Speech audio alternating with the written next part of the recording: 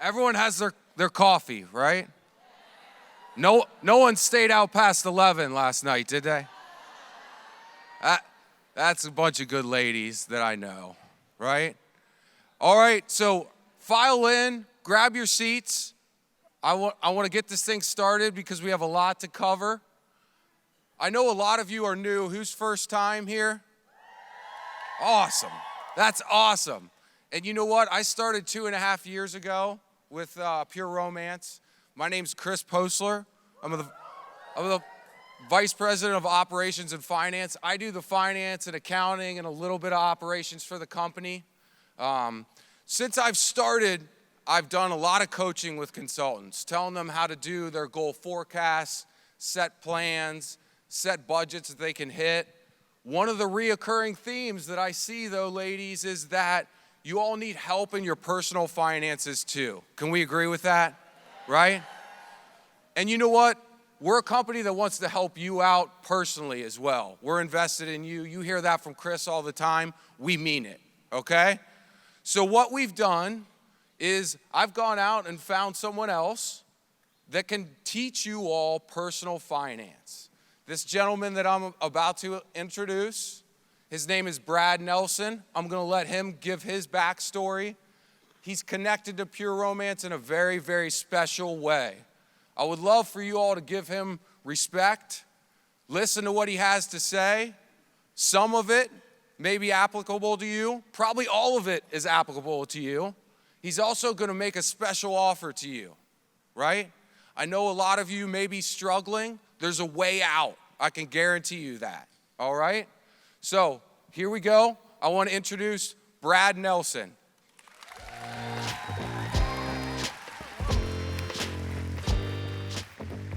Hello, hello, hello.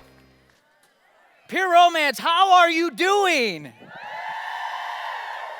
Man, it is so good to be here. I gotta say, I've been in sales for 15 years. I've been part of, vendor events, and I've had my vendor table out here the last 4 days. And I can't tell you how much I appreciate all the ladies that came up to my table and said, I'm so glad you're here and that you're gonna teach us about this personal finance stuff. You certainly know how to make a person feel welcome. So I want you to turn to the left, turn to the right, give the person a high five next to you and tell them they're awesome.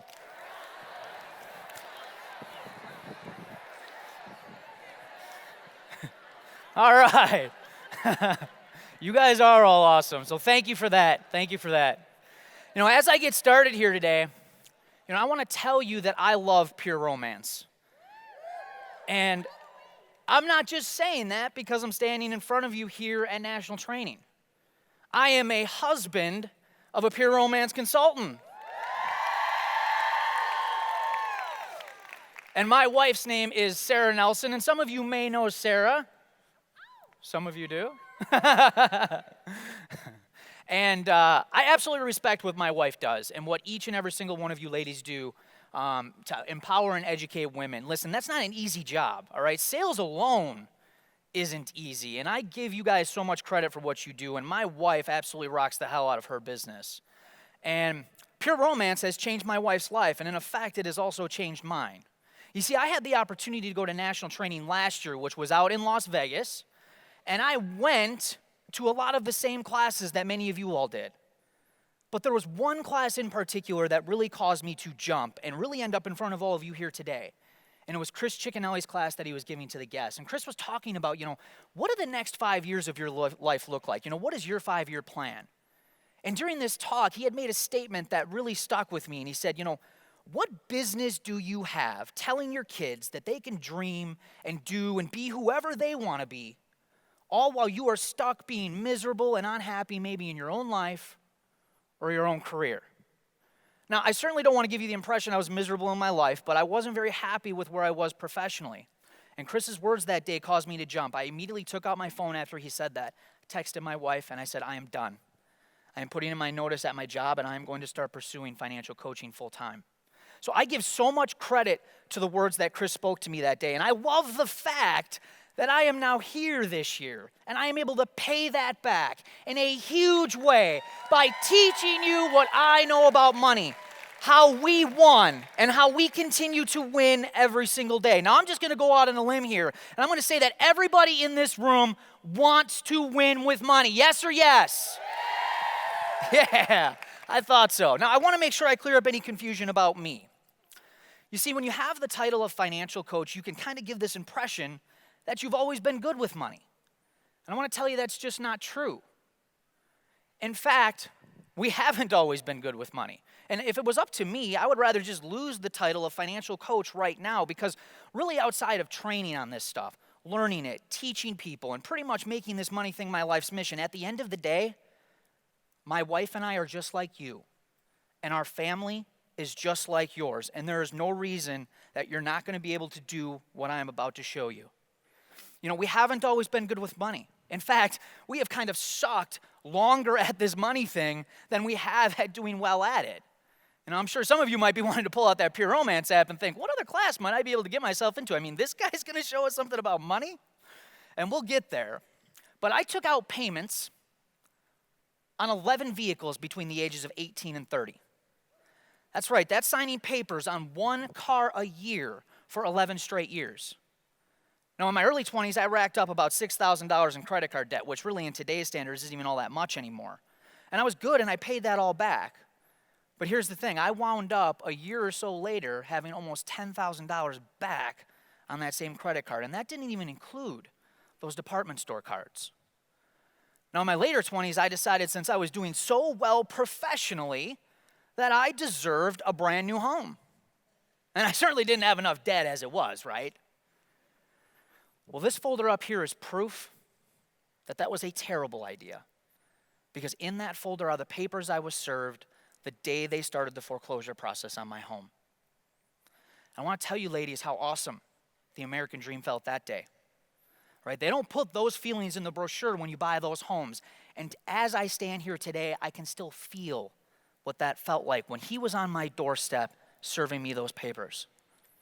So I've done stupid and dumb with money for a long time, all right? And I have learned some very hard and painful lessons about debt. And I have had a lot of the same types of feelings that many of you have had, and that I'm sure many of you have as we sit here in this room right now. You know, I know those feelings all too well. You know, are we going to have enough money to make it through until the end of the month? Will this ever get better? You know, I'm so tired of just barely making ends meet and just barely getting by month after month. I'm so tired of feeling alone and like I am the only one on this planet that doesn't understand this money stuff. I'm just sick and tired of being sick and tired. You know, why can't me and my spouse work together? Why does it have to end in a fight every single time this money subject gets brought up? And for me back then, I really started to lose a lot of hope that things would ever get better and that this debt stuff was just the way life was supposed to be. Well, today I am here to restore that hope in all of you. And I'm here to tell you that there is another way to what has become accepted as normal. As I've said, I've been where most people are today, in debt, feeling helpless and wondering if this is all there really is to look forward to.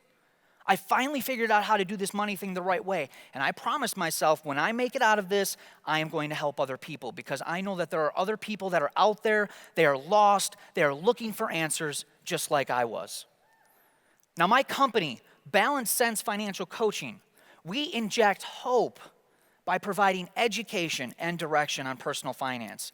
It is our mission to teach you how to save, eliminate your debt so that you can eventually build wealth for your future and have an opportunity to achieve your dreams and live the life that you have always imagined living.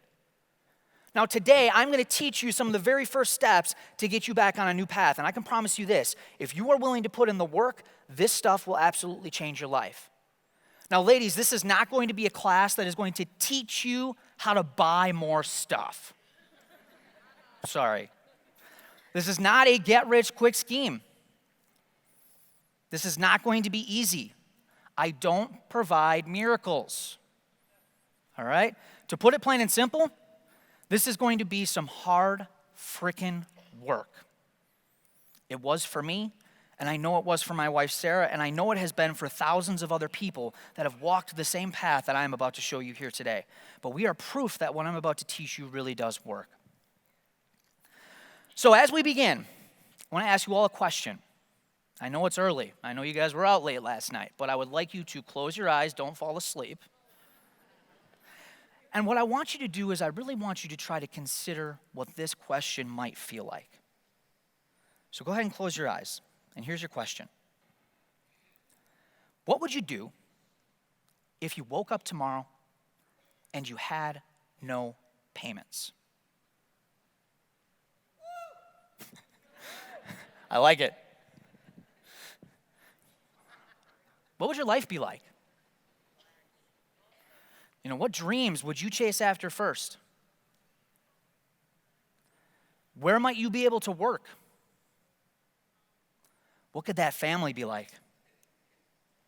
Better yet, what could that marriage be like? What kinds of different choices would you be able to make in your life? And lastly, and I think it's the most important one, what would you be able to do for other people? You see, what I found is that when you have no debt, when nobody owns you, not your car, not the bank, not the credit cards, not the home equity loans, not those mortgages, and certainly not your job. When you own your time and everything else in your life, do you know what you get to do? Whatever you want to do. Now, how cool would that be? And I got to tell you, ladies, it is really freaking cool. So if you are finally ready to win with money, I want you to come along with me today. You're going to have to open your mind, and you're going to have to immerse yourself into what we're going to talk about. Because again, I promise you, this stuff can absolutely change your life. So let's get started. Couple things I got to take care of. You all got an envelope. Don't cheat. Don't open that up. I'm sure maybe some of you already did, but we're going to do those at the end. Secondly, I've got to call out the elephant in the room. And the elephant is most certainly here, and the elephant's name is doubt. All right, now I know I'm going to have some doubters in here, and that's okay. I was a doubter of this information at one time too, and you and I both doubt for two reasons. Number one is marketing, and number two is how we were raised as kids. You see, debt is the most successfully marketed product of our time. Debt has become the lie that has been told long enough that it has now become truth. You see, debt became heavily marketed to our parents or maybe even your grandparents back in the 1950s. So, we're not talking that long ago, 65 years or so ago. And they started using debt. And then they turned around and either taught us, or at the very least, we watched them use credit cards and car payments and debt-type products, right? And the majority of what you believe today are beliefs and values that you've learned as a child. Now, if you combine that with the unbelievable amount of marketing on credit and debt that we see all over, those beliefs as a child have become reinforced as solid truth. You see, the marketing of debt, it makes us feel bad for what we have and what we don't have. The marketing of debt makes it look fun, it makes it look easy, and it makes it look absolutely normal. The marketing of debt is so good that we will go to the banks and we will practically beg them for their product, which is debt, so you can go buy that brand new car. The marketing of debt is so successful that those of us who have overused it and are now suffering or have suffered because of that overuse are still the ones that will promote it, defend it, and stick up for it. And any other way of thinking, you might as well just be considered crazy. So if you are going to doubt anything that I'm going to present in front of you here today, it's going to have to do with marketing and how you were raised as a kid. Now, from time to time, I'll hear people say, my finances are a mess because I'm just not that good at math, Brad. I just can't seem to get those numbers to work. Well, when I hear that, I think, great, because math has very little to do with money and personal finance. Money is actually 80% our behavior and 20% math or head knowledge. Now, let me explain what I mean. Do you remember as a kid, we'd go to the stores with our moms and dads, and for my brothers and I, it was always called a ride. And when we heard we were going for a ride, well, that meant we got to go to the store. And what did the store mean? Toys, right? We got to go look at toys. Now, for me, I would head straight for the Legos or the Teenage Mutant Ninja Turtles, all right? I loved those toys. And I think I picked some good ones because those toys are still super popular today. But, as you're walking through the aisles of some of these toys, all of a sudden you would just see that toy you just had to have, right? You're going to start to dream of playing with it. and what kinds of adventures you might be able to have with it. And as you're imagining your life with that toy, it happens. You simply can't see yourself living without that toy. So you pick it up off of the shelf and you head to find mom and dad, right? Now, along the way, you're going to start to create this sales pitch. How can I sell this idea to my mom and dad about getting me this toy? I've been really good in school. I've gotten my homework done. I've been doing my chores. I've been getting along with my brothers and sisters, and you guys know all the excuses. Now, you eventually find your mom and dad, and you deliver the best sales pitch ever, right? How could they say no, you think to yourself? And you say the words, "Can I please get this?" And in just a few moments, they crush your dreams and adventures when they say, "No, we're not here for toys today. You need to go and put that back." Ouch, right? I could still feel that disappointment. Anybody else? So you slowly walk back to where you found that toy. But listen, kids are persistent, and they don't give up that easy, and neither did we. So this time you head back and you deliver that sales pitch with a begging tone, but they stop you mid-sentence and they say, "Put it back or else." Usually with that look of death that they were so good at delivering, which I'm still trying to perfect with my own kid. But that was the end of it, You knew your chances of taking that toy home were over. So as a kid, you pouted. Maybe you stomped your feet. You're going to throw that fit, right? Because you didn't get your way. Maybe it looks something like this. Now, I know we all laugh thinking about that back to when we were kids. And I'm sure most of us deal with that with our own kids now from time to time. But the funny thing I discovered as an adult, and I'm sure many of you have as well, we don't ever really lose this behavior, do we? Now, sure, most of us in this room don't act like children, right? Most of us don't. But we certainly whine and cry in our own adult way because we can't have something or somebody else has something better than us. That's the behavior I'm referring to. As a kid, the price doesn't always matter because your parents were more than likely going to pay for it. And as an adult, the price doesn't always matter either. Why? Because we have been trained by the marketing of products in debt to not look at those overall costs because we can get those low monthly payments, right? And as a kid, we use that sales pitch on our parents. And as an adult, we have a sales pitch as well, but we don't usually sell it to somebody else. Who do we sell it to? You got it. We tell ourselves that we deserve it because I work hard. I maintain a full-time job. I am responsible. I should get rewarded for such acts of bravery. This is the best one yet. I deserve to spoil myself. And not only are we telling ourselves that, but that message is being reinforced by the marketing of products in debt, which makes that behavior and that reasoning all the more acceptable and normal. So it's our behavior that causes the 5 trips to the local coffee shop every week. It's our behavior that's at fault for going out to breakfast, lunch, and dinner when maybe we should be preparing meals at home and eating at home, right? It's our behavior that's at fault for getting those nails done when maybe we didn't have the money. I knew that one wasn't going to go over real well. Everyone's like, it could be buying music or shopping online. It could be going out to drinks with friends. You have a hard time telling people no. Listen, it could be the fact that you can't tell your teenager no, and they use you as their personal ATM to fund their teenage social lives. Maybe it is that new car or truck. I've always got to drive a reliable, brand new vehicle with a warranty. Maybe it is that all-day shopping trip. Listen, it could be even something as sneaky as grocery shopping.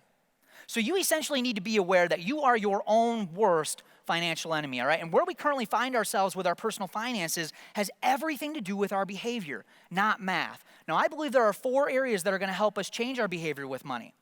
And these 4 areas are going to act as blinders for your life. Now, I'm sure many of you have seen horses like this that people ride in heavily populated areas, right? Like the police horses or horses you see at a racetrack. How many have seen this? Yes or yes? All right. And the reason why these horses have these blinders is because most horses are easily spooked. And the rider who is riding the horse certainly wants to make sure that the horse doesn't become scared and go running off, right? That would be a really bad thing for that rider. So the blinders keep anything that is in their peripheral vision blocked from sight, causing them only to focus on the path ahead. And that is exactly what most of us need in our lives, so we aren't distracted by all these shiny objects out here that are going to cause us to misbehave. Now, the very first part in all of this is that you've got to have a plan. So let me ask you this question. Where are you going? You know, most people are walking around in this fog and we're just bumping into stuff. And it's really easy to get ourselves into trouble with our money. Now, I believe the most important part of this, and probably the most important step, and not really just for your money, but really for your finances and also for your life, is that I believe that many of us need to rediscover our why. You know, why am I here? What is my sense of purpose? What are my passions in life? What are my dreams? Let me tell you something. I don't think for one second that you were put on this earth to go to work, pay your bills, and then die. All right? You shouldn't believe that either. All right? Your life has a meaning. You have a purpose. And there are things that you guys can do better than anybody else on this planet. But here's the thing. It's your responsibility to figure out what that one thing is. Now, here are some other questions that can help you get started. This is a similar question that Chris asked of all of us last year at National Training. I think it's a great question. What's your 5-year plan? I think 5 years is a great number. All right, and then once you're kind of considering what the next 5 years looks like, you also need to start considering what does retirement look like for you. Now, for some of you younger people in the room, retirement can kind of look like this fantasy land, right? It seems so far away, it's never going to get here. And for some of you older people in the room, retirement years are coming way too fast. Yes or yes? Yeah. So if you haven't yet, you need to start considering what does retirement mean to you? And I want you to start working on a plan that's going to allow you to reach those goals. You also need to start planning for your purchases rather than being impulsive, all right? Impulsive behavior when it comes to your money is very dangerous, and it's going to knock you off your path very quickly. So I want you to have a budget. I want you to spend every single dollar of that budget on purpose, and we're going to get into the budget here in just a little while. And I think you're going to see that the budget is one of the best tools that can really help you reach your financial goals. Step 2 is we need to be aware, all right? Once you know yourself, you can control yourself. So where are you financially? Understanding where you are financially can play a huge role in changing your behavior. So how much debt do you really have? Believe it or not, there are many that have no idea. So I want you to work on tallying up all of your debt. You know, how much do you have in credit cards, student loans, medical bills, car payments, and any other debt you might have? Sometimes just knowing the total can prevent you from going any further into debt, and it's going to only encourage you to make a plan to get out. Step number 3 is you've got to start thinking differently, and this is probably going to be the most challenging step for everybody in this room. The popular belief on debt products is dead wrong. You've got to understand that you do not have the upper hand and that getting a deal when you use debt products to buy things is more likely an illusion. All right, these debt products like credit cards, you know, car payments, mortgages, payday loans, and all that other junk are simply products, and those products are meant to benefit the lender, not you. Now, they're going to certainly sell you this idea that they're making your dreams come true, and the public, including myself, has been kind of stupid enough to believe them. So if you want to start winning with money, there is no question you have got to start thinking differently when it comes to debt. You've also got to start thinking differently when it comes to other people. Listen, we go into debt to fit in. We go into debt to impress other people. We go into debt and bury ourselves because we care what other people think. I want to let you in on just a little tiny secret. Most people walking around in this country are dead broke. When you go home from national training, I want you to count 7 out of 10 homes in your neighborhood. And I want to be very clear, any neighborhood. And those 7 homes are living on the edge of financial disaster, all with 2 brand new cars in the driveway and a garage and a basement full of stuff meant to impress other people. Listen, if you can get over the fear of what other people think of you when it comes to your business, your money, and your life, there is nothing in this world that is going to stop you. All right, step number 4 is we've got to recognize wants versus needs. All right, most companies that we buy items from are masters of marketing. Think of Apple, all right? And it's their job to make you become distracted, pay attention to their product, and then buy it. I mean, that essentially is what marketing is. It's a distraction, right? And they're excellent at making those wants appear as needs. Think of the iPhone, right? How many of us need that iPhone? I'm with you. This is a human thing, right? I'm not, out of this. So once you start checking your wants versus needs, I want you to really start thinking about what it is that you really do need in your life. What are the basic necessities to sustain life? After you're done with that, I want you to start auditing your stuff. Is the stuff that surrounds you helping you reach your goals and your dreams, or is it keeping you from them? It's an interesting thought, and most people don't think about it that way. Is the debt and the payments keeping you from living the life that you have always imagined living? Now, as I wrap up this behavior section, I want you to know that almost every single dream that you have and almost every single tragedy that you're going to face in your life is going to cost you money. So you really have a choice right now. You can either start working on those finances so you can have an opportunity to achieve those dreams and be prepared for those storms that are sure to arrive in our lives, or the alternative is you can pretty much kiss most of your dreams goodbye, and you better start preparing for those tragedies to be a hell of a lot more stressful because you're not going to have any money. Also, I want to ask you this. How much money have you made in the last 10 years? Do you have a rough idea maybe? Let's say you made $30,000 every year for the last 10 years. That's $300,000. Now let me ask you a question. As we sit in this room right now, how many of you are financially or are happy with where you currently are financially? Well, raise your hands. How many of you are happy? Take a look around the room. Just a couple people. Congratulations, by the way. That's good. So I want to ask you, if you're not happy right now, we literally have another $300,000 at risk, don't we? If not more, especially after national training when you guys go home and start kicking some tail, right? All right, so I want you to start asking yourself, what are you going to start doing differently to start winning so that 10 years from now, you are where you want to be, or you're at least a heck of a lot closer than you are today, right? All right, now before we go any further, I want to show you guys some alarming statistics, and I think it's important to see where we are as a society and why there is this need for change. Also, I'm going to need help from 3 volunteers. I'm going to have you come up front. We're going to do a quick demonstration. So it's really hard to see up here. All right, you, and young lady in the pink shirt. Come on up. Chris is going to give you some cards, and then we're going to do a demonstration here in just a little while.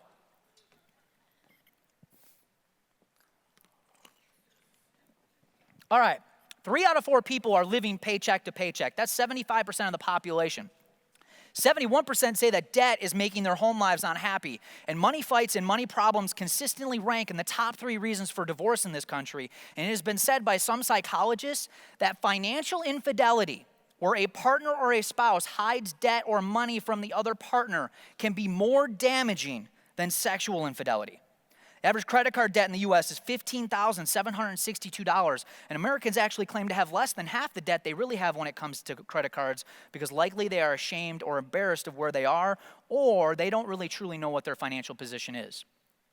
The average person carries 7 credit cards, and 74% of us carry a major credit card. And 80%, that's 8 out of 10 people, are at or near their credit limits on their cards. The average car payment in the U.S. is $482, and get this, a new car loses 60 to 70% of its value in the first 4 years. So we are taking a huge chunk of our income, investing into a product that's been statistically proven to lose value 60 to 70%, and we're scratching our heads on the other side of that transaction wondering why we can't ever get ahead. The little bit of math that's involved with personal finance, this is it. And this does not work in your favor every single time you buy that new car. 29% of all car loans are now for terms longer than 6 years, and they now have a 9-year car loan. It's crazy. Delinquency hit a 20-year high in February 2016. And just as a side note, I just read the other day that they are actually predicting the car industry to run into the same problem that the home industry just ran into back in 2008 because of all the subprime loans that are out there right now. 31.3% owe more on their cars than their cars are actually worth. We call that negative equity. That's a really bad spot to be in when you own a vehicle. And 2 out of 3 luxury vehicles in this country are bought by non-millionaires. So if the millionaires aren't buying them, who do you think is? Average student loan debt in the country is $47,712, and more young adults filed for bankruptcy than graduated from college in 2012. And they are losing more students to credit card and loan problems than they are to academic failure. Listen to this, only 7.9% of current college students knew what the interest rates were on their loans.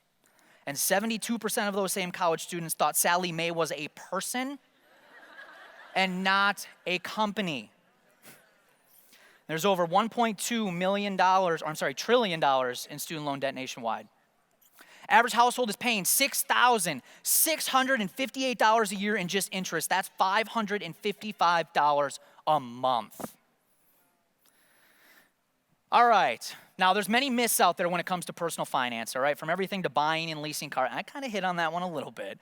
Credit cards and all that other stuff. And we don't have time to go through them all today, but I do want to hit on one of the biggest myths out there, and I believe it has to do with your credit score. Now, I'm going to have my 3 volunteers hold up 3 different credit scores. Now, based on their credit score, what I would like you to do is choose who do you think is doing better financially based off of the credit score alone. All right? So let's look at our credit scores.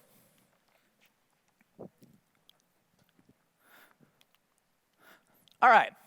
We have a 780 credit score. We have a 600 credit score. And lastly, we have a 375 credit score. Now again, take a moment, keep it to yourself, no cheating, and pick which credit score do you think is doing better financially. I'll give you just a second.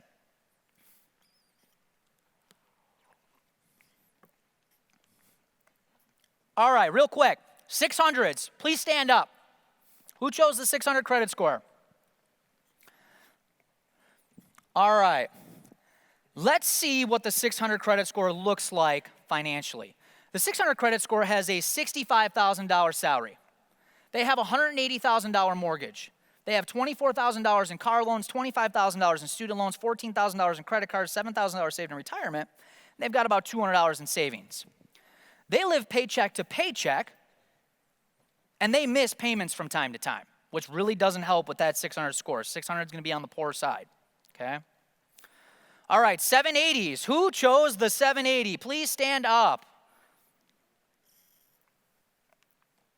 All right, let's see what the 780 credit score looks like financially. The 780 credit score has a $75,000 salary. They have a $225,000 mortgage, $35,000 in car loans, $15,000 in student loans, $18,000 in credit cards, $5,000 saved in retirement, and they've got about $350 in a savings account. All right, they live paycheck to paycheck, but here's the thing, they make all of their payments on time, which helps give them that really good 780 credit score. Not much of a difference between the two of them, though, is there? All right. Where are the rebels in the room? No. Now, you guys didn't cheat, did you? All right, let's see what the 375 credit score looks like. The 375 credit score has a $95,000 salary. They have no mortgage. They have no car loans, no student loans, no credit cards. They have $1 million in a retirement and $40,000 in a savings account. And get this, they pay themselves first. Now, some of you are probably like, what? How is that even possible? Let me explain why. Here's the myth. Ladies, thank you for coming up. I appreciate your help. Thank you. Round of applause for them real quick. All right, here's the myth. The myth is that a good credit score means that I am being smart with my money and I am winning financially. Here's the truth, though. The truth is that the FICO score is an I love debt score, and it is not a measure of winning financially. Here's how the credit score is actually calculated. The FICO score is calculated with a 35% payment history, 30% debt level, 15% length of history, 10% new credit, and 10% type of credit. Do you ladies notice anything positive on here at all? Not at all. You know, do you see anything on here? Like your income, equity you might have in your home, a retirement account, anything? No. All the credit score looks at is how well we play with debt. All right? All the credit score is it was simply a tool that the lenders created to really determine how good of a customer you are. The credit score means that I like to borrow money. I like to make payments. I like to go into debt. And then they're going to score us on the ability to play their game. It doesn't mean anything else. Now, why does this matter, Brad? It matters because financially, most people are broke and are believing this lie that building this credit score means something like winning financially, all right? I have more people ask me how to build their credit score versus how to build a savings and get out of debt. That is a serious problem in our country since 82% of us have less than $1,000 in a bank account.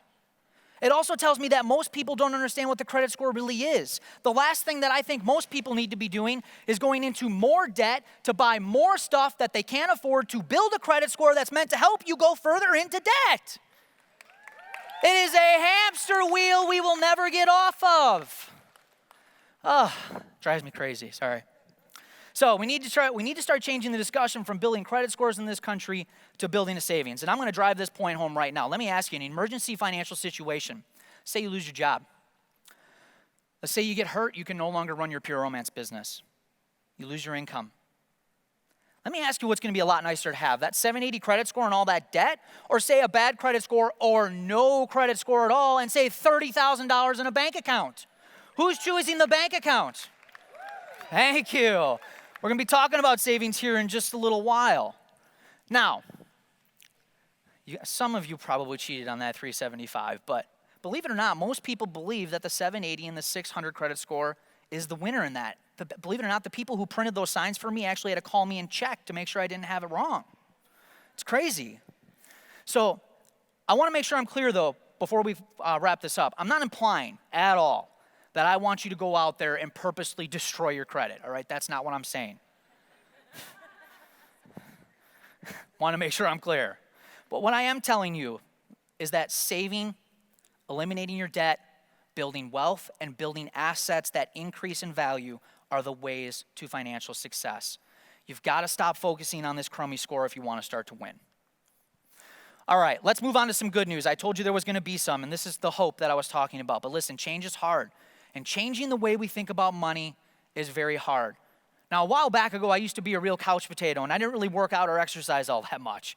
And I finally just got sick and tired of that sluggish, lethargic feeling, and I finally decided to do something about it.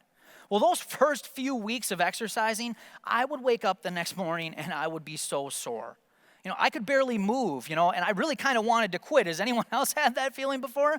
Yeah, and I think that's why a lot of people do quit, right? Well, you know what's happening. When you work out, you're going to be tearing those muscles and they get slightly sore.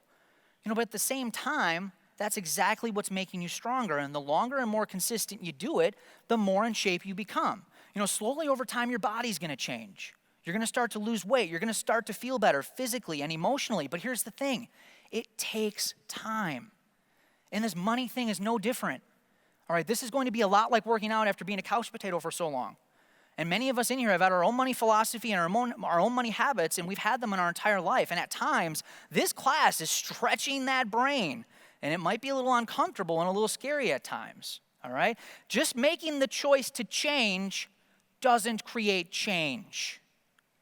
It's when you're confronted with an obstacle, like when you're at the checkout and they offer that 15% discount, and you make the decision to say no, that's when change really starts to happen.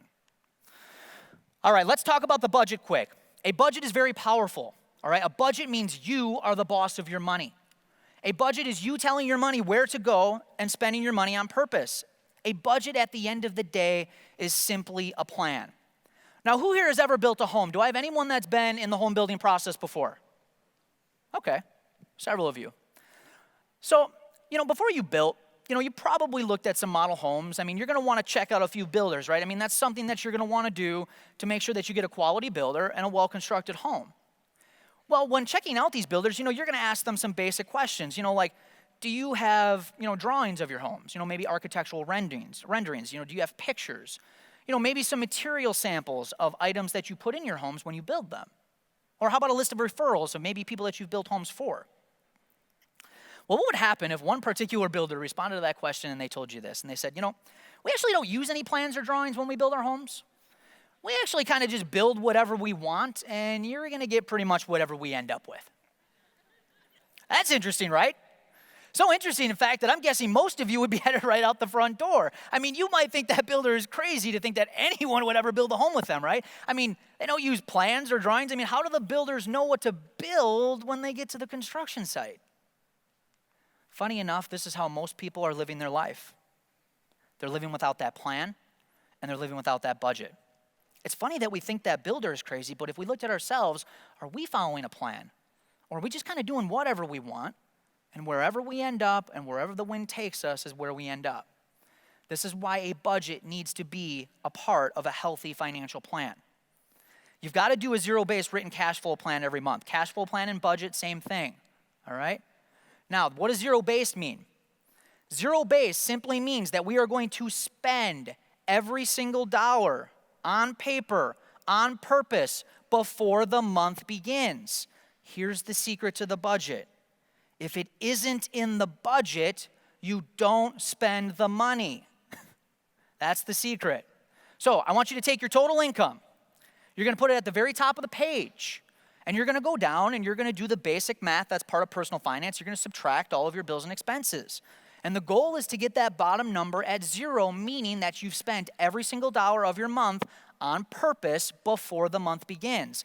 Now, even the extra money at the end of your budget is going to get a name. And ladies, it's not called extra money. So if you are fortunate enough to have some money left over after all of your bills and expenses are paid, I want you to spend that. Now, when I say spend, that could mean saving it. It could mean eliminating debt. But the point is that money has to have a purpose, or it's going to wind up walking off on its own, meaning that you're going to find a way to spend it, and more than likely it's going to be on impulse buying like we talked about earlier. 62% of Americans have less than $1,000 in a savings, and 20% of us have no savings at all. That's 82% with less than $1,000 in a bank account. And according to a CBSNews.com story, most Americans openly admit that they could not handle a $500 emergency. And 92% of us do not have an emergency fund savings of 3 to 6 months. This is not okay.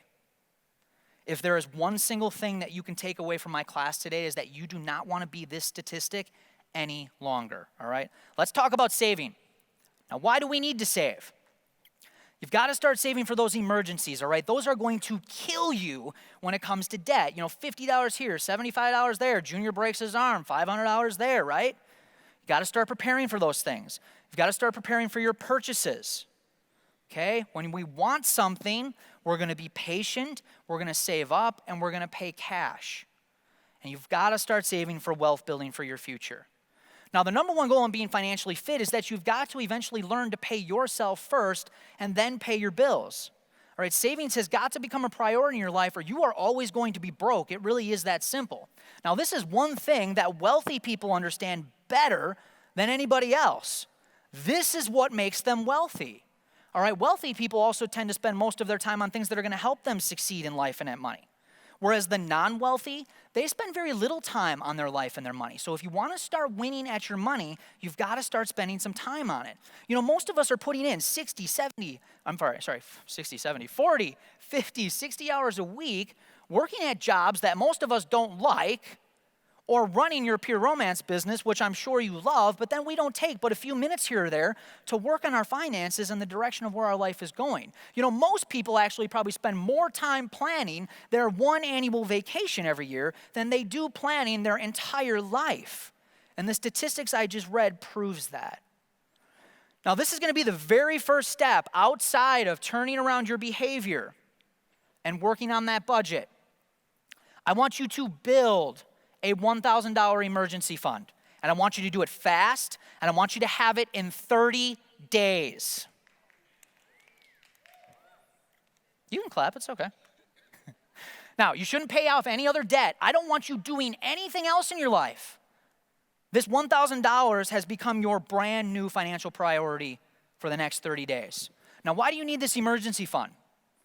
You need this emergency fund to break the dependency of using credit cards and debt products to save you. Listen, the last thing that we want to be doing is going into more debt when we get ourselves into an emotional situation. You know, when we get ourselves into that crisis or even that emotional situation, the emotion tends to make the decision, right? And emotion is usually pretty stupid. I mean, how many of us have said something really stupid when we were emotional? Yeah. And how many of us have spent money? Retail therapy. When we were emotional, right? So, when our emotion is high, our creativity level is very low to solve our problems and our challenges. So this $1,000 is going to do this for you. You're going to be able to take a breath. Breathe. Take a step back. Let that emotion die down. And then we're going to use cash to fix our emergencies, not continue to keep going into debt. Now understand that everything that I'm teaching you today, the only results are going to come with hard work, urgency, and focus. So getting this emergency fund put together should not be a stroll in the park for you. All right, we are done with the someday I'm going to save money or the someday I'm going to start working on my finances. Let me tell you something. Someday is never going to come. It's got to start right now. It starts today. Now, I want to show you ladies a quick example of what paying yourself first and not everyone else can actually do for you. Now, I recommend saving 15% of your income towards retirement after you become debt-free. After you become debt-free. Investing in compound interest work for you when a sum of money is consistently invested over a long period of time. So we're going to say 15, 20, 25, 30, 40 years. And that money is given the opportunity to grow and essentially explode over time. Now, we're going to put some numbers on the board. We're going to say as a family, you make $50,000 a year. And as a single person, we're going to say you make $25,000 a year. And we're going to take 15% of our income. So for the family, that's $625 a month. And for the single person, that's $312 a month. And we're going to invest that for the next 35 years. And we're going to hope for a 10% return on our investment. Now, the return is something we have no control over. We can't predict the future. We can only estimate it. So we're going to use 10%.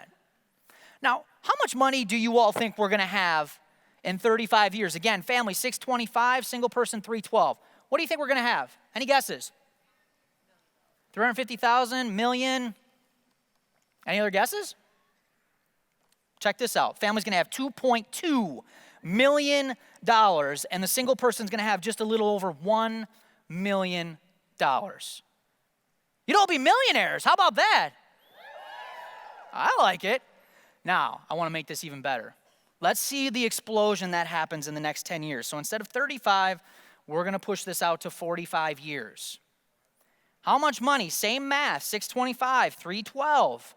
How much money do you think we're going to have in just 10 more years? 5 million? 4? 6? Good guesses. Family's going to have almost $6 million, and the single person would have $3 million, all with $625 a month or $312 if you're single. You'd be multi-millionaires. What if I'm half wrong? You're still millionaires. Darn, right?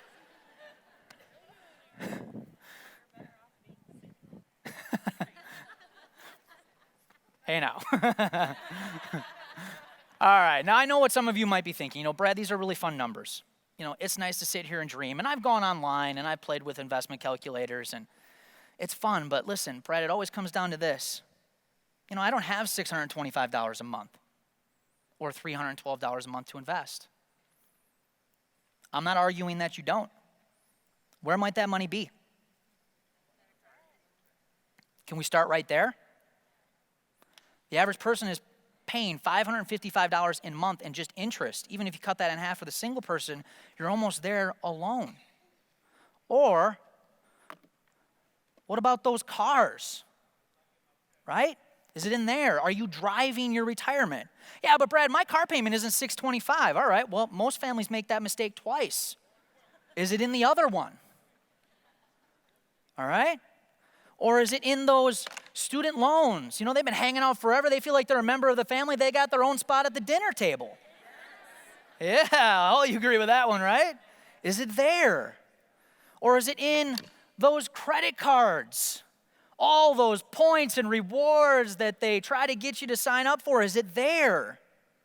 Are you shopping away your retirement? Or is it in all that coffee? all those times you forgot to pack lunch and you had to go out? Is it all those small incidental things that we always kind of forget about, right? Those things add up over 35 years, right? Or is it in those unplanned shopping trips? Ladies, I have heard the Target stories. Going for laundry detergent and $150 later and a cart full of stuff, right? Is it there? So the point I want to make is that I feel really, truly, that most people have 15% of their income to invest into retirement, even if it was 10% even. But here's the thing, most of us are taking that money and investing into a bunch of stuff that does nothing for us, but more than likely goes down in value. Remember those car payments, 60 to 70% on those cars. So in order to start winning at money, again, we've got to start thinking differently about some of this stuff. Now, I just showed you, ladies, how you can become a multi-millionaire when you make saving and paying yourself first work for you instead of against you. And I'm hoping I've given you something to start thinking about as you start working on your brand new financial plan here.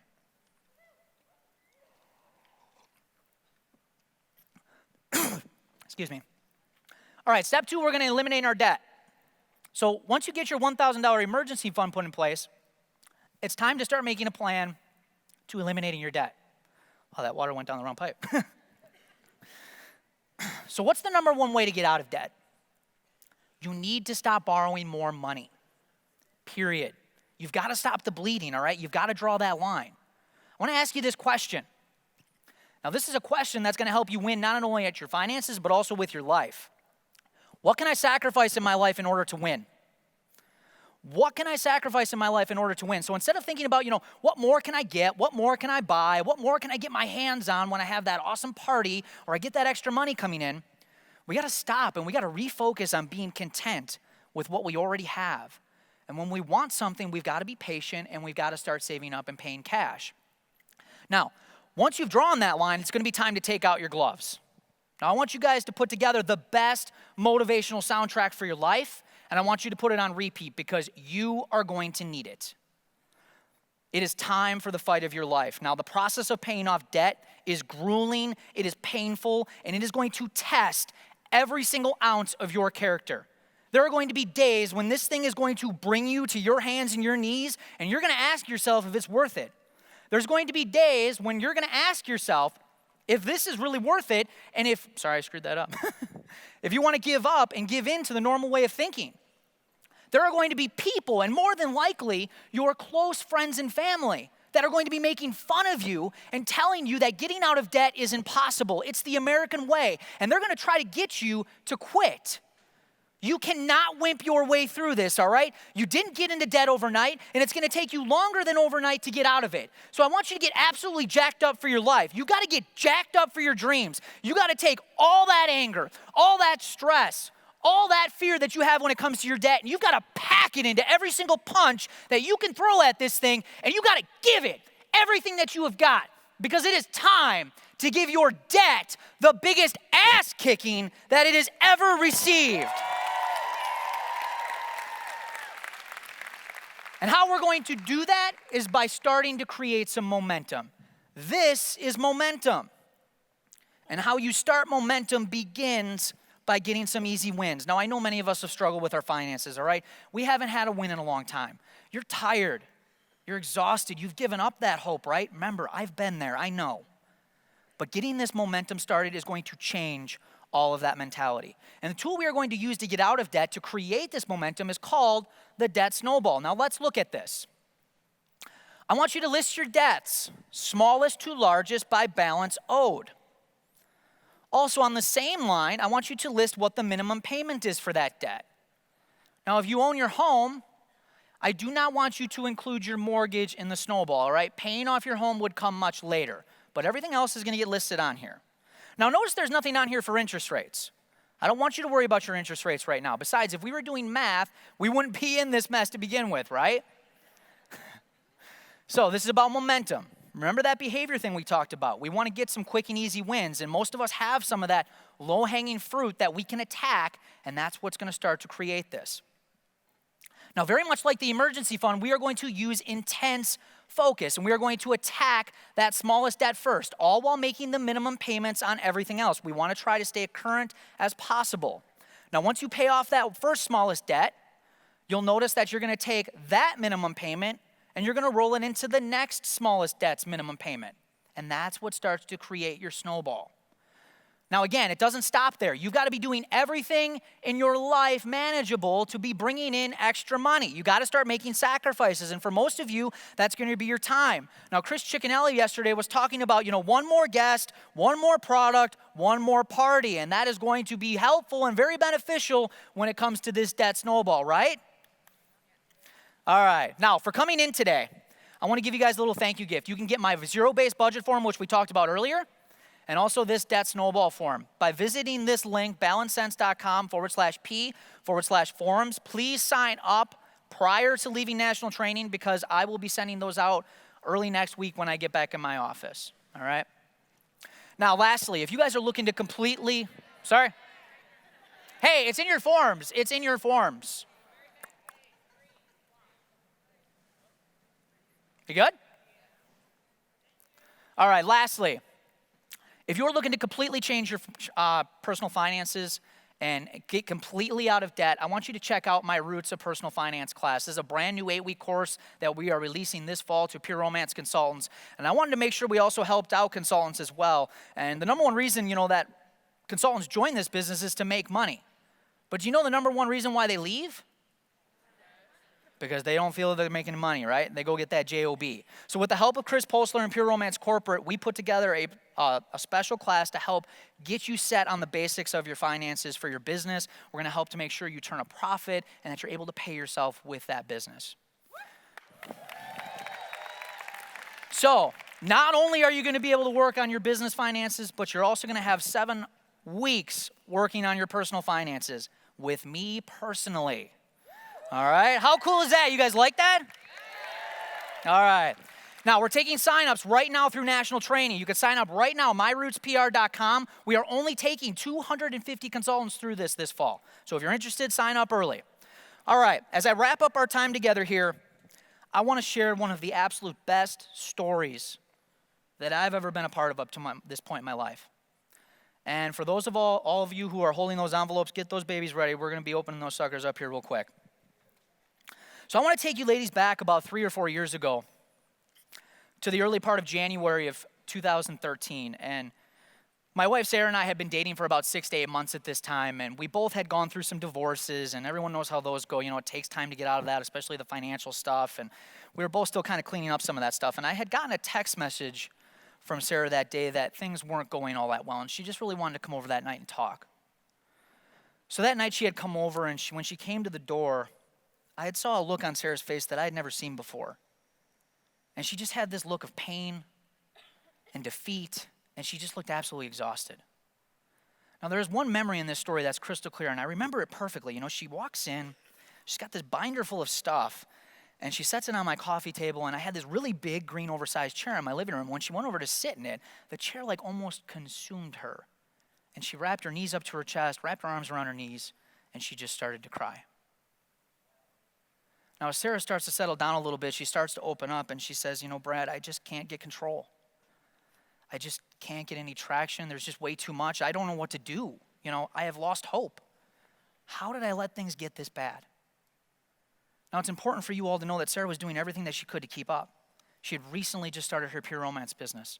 She was working part-time as a server at a local restaurant, and she was working full-time at a corporate America job. So I opened up the binder that she had put on the table. And when I started looking at some of the numbers, my heart absolutely sank. See, I didn't even have to listen to the words that Sarah was saying anymore because I could feel the hurt and the pain coming right off of those papers in her own handwriting. Now, towards the end of this conversation, I decided to give Sarah a little tough love. I said, you need a different plan because the one you are on is literally making you starve. I said, this new plan is going to be hard. It's going to be painful, but I can tell you this, it's going to be worth it. And if you work this plan, you're going to be completely debt-free.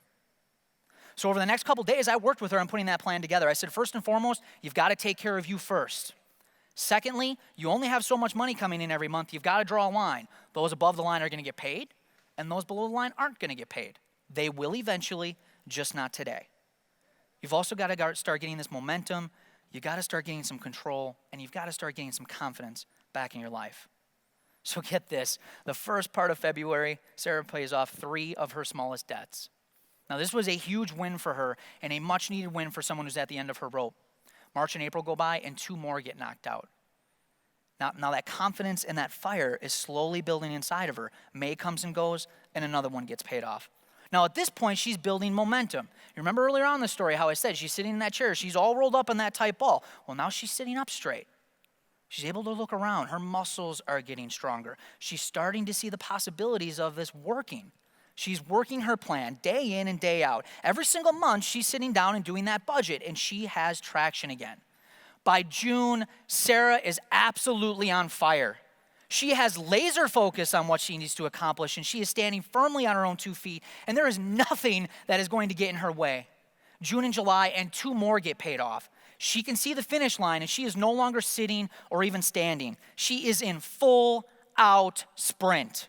August, September, and October roll on, and she wipes out some of the largest debts when her momentum and strength is as strong as it will ever be. And on November 18th, 2013, Sarah makes her last and final payment. It's tough. Debt-free.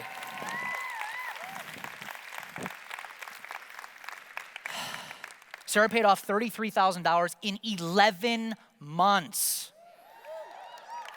And if you include her home, which she couldn't afford that either, she unloaded a total of $230,000 in 13 months. Don't tell me you can't change your life in 1 year because I have witnessed it.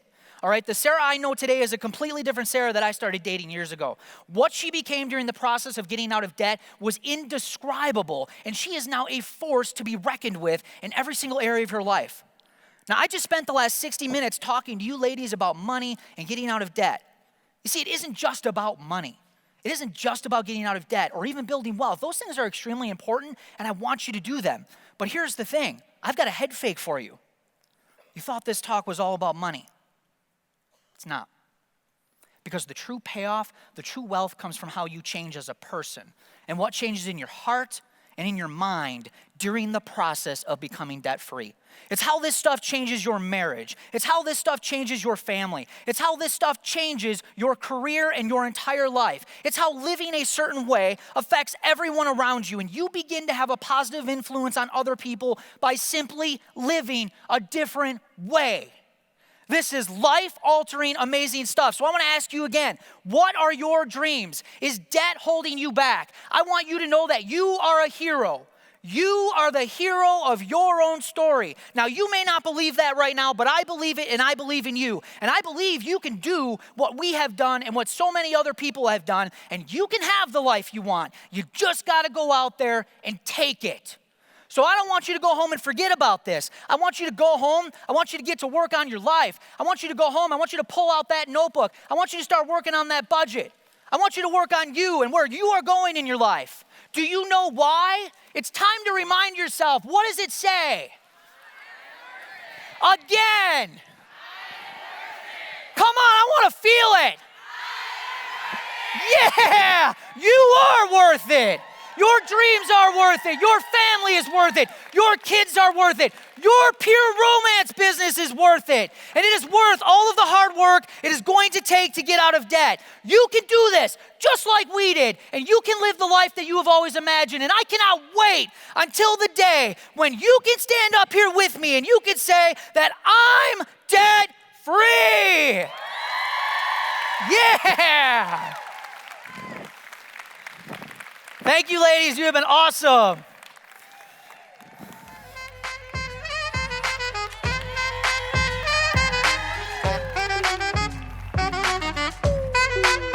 Give it to me, I'm worth it. Hello. Hey, ladies, before you go to your next class, I just want to say there's one thing that's evident. You know, Brad cares about all of you, right? He cares about your personal finance, your personal well-being. Take a look at the class. It's great material. He's not lying. He and I spent probably almost 3 weeks working on the pure romance section of it. It's awesome stuff, and it's very, very, very affordable, right? So invest in yourself. I wish you all the best of luck. Thank you very much. Thank Brad again. He's awesome.